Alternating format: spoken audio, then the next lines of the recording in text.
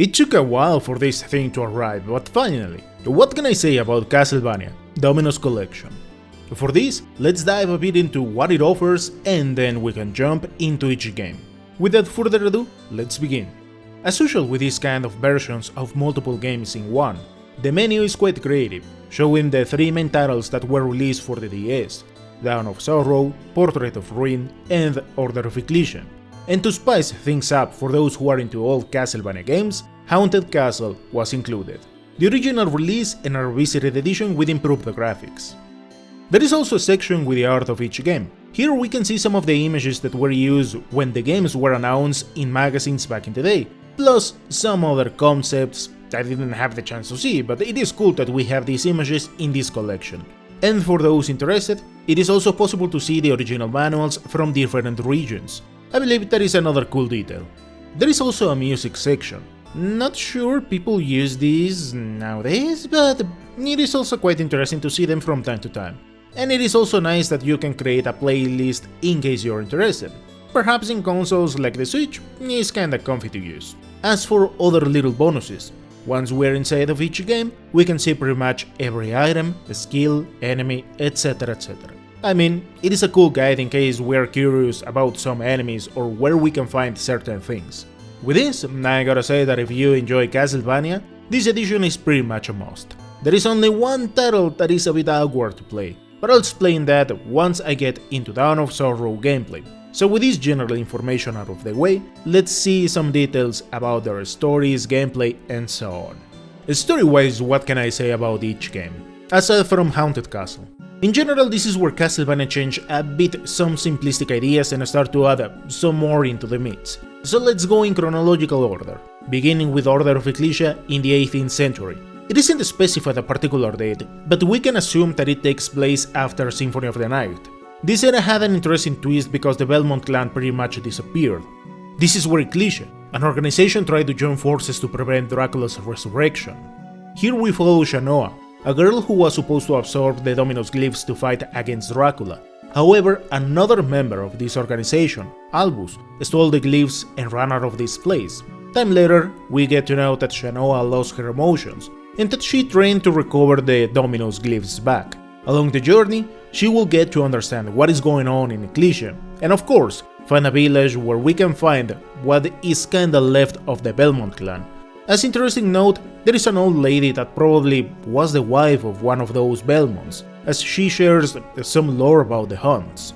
Next in line, Portrait of Ruin, beginning after Castlevania Bloodlines. And yep, in the 19th century the Belmont clan is nowhere to be found either. However, the Morris worked as vampire hunters, as they were able to use the Holy Whip.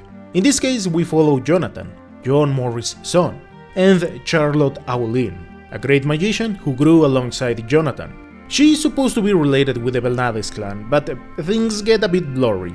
It isn't explained in a clear way, but chances are that somewhere in the witch hunt and Saifa's family being hunted, they decided to change names or something like that. In any case, here the task is quite complicated because Jonathan doesn't know how to use the vampire killer, but for their surprise, they find a quite charismatic ghost who helps our duo with this task. If you want to know more about this particular period of time, Wind shares interesting things about the previous games and some lore which is only explained after doing some quest. And pretty much finishing the franchise, we find Dawn of Sorrow, taking place 1 year after Area of Sorrow events. Here we follow once again Soma Cruz, where he's hanging with Mina, and ironically remembering about last year's incident. This is where a girl named Celia appears out of nowhere and pretty much tells Soma to die.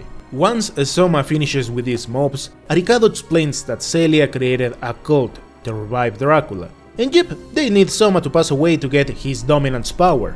In face of these events, Soma decides to put an end to this. Along the journey, the whole gang from Aria arrives here, where Julius and Arikado tell Soma to stay out of this place, as there are some candidates who want to take the Lord of Darkness' place. A quite charismatic bunch if I say so myself.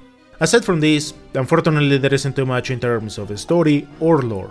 However, in comparison to the advanced entries, here we have some more lore and a story to put some pieces together in this whole mess. But then again, I gotta say that Konami kinda rushed this franchise. Not that it is needed to explain every single detail along the way, but sometimes the things feel a bit too simplistic for their own good, particularly the end of this whole crusade, as I believe Dawn of Sorrow had a bit of the inertia from the advanced games, keeping some things kinda straightforward, at least in comparison to Order of Eclessia or Portrait, where there are interesting details to be found. Maybe that is my perception. With this, I would say that they are 8s and 7.5 in Dawn of Sorrow. At the end of the day, I believe they are good stories, but it would have been better to throw some more details in the very last game. Gameplay-wise, I will say that Dawn of Sorrow is the only metroidvania here, as you effectively move left and right, up and down in this castle, at least in comparison to the other two, where the level design tends to be straightforward. Yes, in their main castle you can go up and down, but in essence everything else is straightforward, so I prefer to say that they are platformers with RPG elements. Now the most important thing here is that, well, we have no stylus at hand, or lapicito as it was known here in Mexico, and this turns certain mechanics into something much more complicated. For example, in Dawn of Sorrow, after each boss fight, you need to do some seals, and I gotta say that I struggled for a while, as you need to press the controller's buttons in the right order. Ironically, until the very end of the journey is where I got the hang of it, but from the very first seal to the 5th more or less, I had to reduce the boss's HP twice, as I failed to press them, or maybe my tempo was off. What is cool is that the way in which the game was reprogrammed pretty much helps you, like, hey, press triangle, then circle, then this or that. I know it can be seen as something annoying, but meh, you just need to practice these things for real, at least in comparison to the original release where I never tried them a second time. This is the biggest of changes, but of course, do not ruin some surprises in case you are new to these games.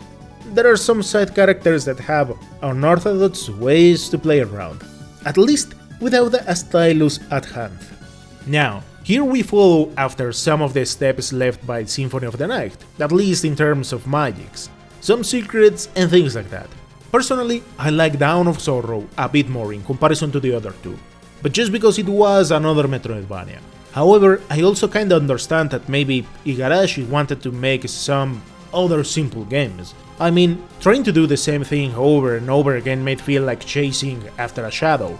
So in a sense, I am glad Portrait and Eclessia had simpler approaches. But in summary, you can equip a weapon, armor and accessories, some skills or souls and jump into the fray, each game offering some distinctive mechanics. Dawn of Sorrow relies in the same ideas left in Aria. Portrait of Ruin changes a bit, having the chance to use Charlotte, who focuses much more into magic, where each magic has a time to cast, turning some parts in the story quite entertaining, as there is a magic that takes a while to be used. However, this also opens multiple opportunities to play in completely different ways, as Jonathan focuses in melee weapons, where skills or secondary weapons need to be mastered. What is cool is that the variety of options in this game is simply great, as you can find plenty of interesting things from almost every enemy, and also quite early in the game. As for the Order of Eclessia, every glyph used consumes MP, and while you can spam some attacks, everything is going to depend from the kind of glyphs you decide to use. What I liked here is that there were plenty of interesting magics and weapons. In other words, the player had numerous ways to play around, either taking the classic route with melee weapons or using elements or combinations between elements and weapons. Of course, if you also played Bloodstained Return of the Night, it is easy to see where most inspiration came from, having pretty much the same ideas and similar executions. Another cool detail in these Castlevanias is that each entry has different characters to play around. For example, in Dawn of Sorrow you can play as Julius Belmont, in an alternate route, and like that, the other two have different characters. However, the best on this department is Portrait, having multiple options to play around, and I will say myself perhaps the hardest campaign if you play the Hellish Hard Mats level 1. Personally, I will give them 9.5 and 10 to Dawn of Sorrow, just because I prefer a classic Metroidvania journey. Despite that, I still enjoy so much Portrait and Eclessia. Up to this day I still remember pretty much every single detail, subquest, where and what you needed to do to unlock everything. But I gotta be honest, I didn't check what happened with the Judgment Ring. Stupid item left things at like 99% back in the day. And of course I wasn't going to unlock the death side in Dawn of Sorrow. In the graphics section I checked glitches, performance, creativity and other visual things. This is the PS5 version of the game, and I gotta say that this is an overkill, most likely the Switch too, at least considering the DS limitations. In any case, I didn't run into any issue or glitch while playing around, and it was a cool detail that these pieces of art were thrown into the collection. Like, yep, we know some people love to see some concept arts and things like that. It was quite interesting to see some of the first ideas, especially with Eclessia. I don't remember many of these images, at least in comparison with the other two. Aside from this, I believe each game has extraordinary pixel art. Maybe not as impactful as in Symphony, but there are beautiful things to be found here. For example, the background in the library in Eclessia. This area alone is filled with extraordinary ideas.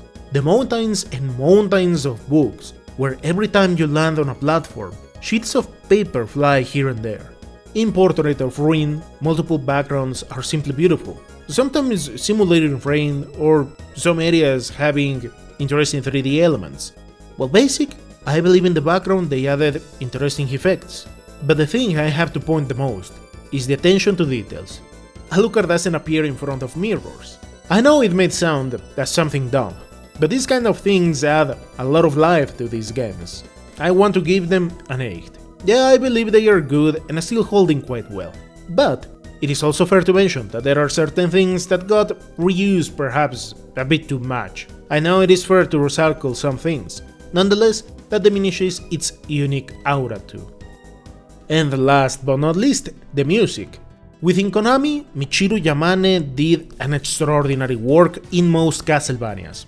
And I mean most because in plenty of them she worked as main composer. Even returning in Bloodstain, which I am sure most of you noticed that the essence of that OST has some peculiar executions. Yes, she has worked with other composers, but writing music is similar to watching someone else writing words. Each person does things their own way, and her influences with Baroque, Classic and some rock are quite noticeable in many tracks. On another note, something I love so much about Portrait of Ruin is that Yuzo Koshiro composed some tunes, and I also believe it is easy to notice those compositions. The very beginning hits in a different way. And yep, I simply love each soundtrack a lot. There are plenty of amazing and memorable tunes. For example, Order of Ecclesia has some terrific tracks, like An Empty Tomb, Wandering the Crystal Blue, or that ending theme, Requiem of Star-Crossed Nights. Perhaps Dawn of Sorrow is the one that feels a bit emptier, but it feels that way because of the number of areas, at least in comparison with the other two games.